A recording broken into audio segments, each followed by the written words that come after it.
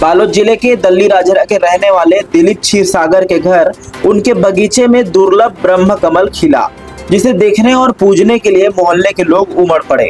यह फूल अपनी धार्मिक महत्ता के कारण बेहद खास माना जाता है। रात को खिलने वाले इस पुष्प को भगवान ब्रह्मा का प्रतीक माना जाता है और यह सामान्यतः हिमालय की ऊंची चोटियों पर पाया जाता है। मंगलवार शाम 4 बजे दिलीप क्षीरसागर ने बताया कि वह खाली समय में बागवानी करते हैं। अब तक वे 300 से अधिक पौधे लगा चुके हैं। उनका मानना है कि प्रकृति ने जो हमें दिया है उसका ऋण चुकाने का सबसे अच्छा तरीका है खुद पेड़ लगाना।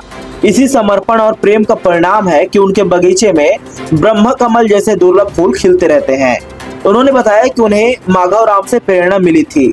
वे मानते हैं कि सिर्फ दूसरों के लगाए पेड़ों से सांस लेने के बजाय हमें खुद पौधे लगाकर पर्यावरण का कर्ज उतारना चाहिए। अब उन्हें इस कार्य के आत्मसंतोष और शांति की अनुभूति होती रहती है।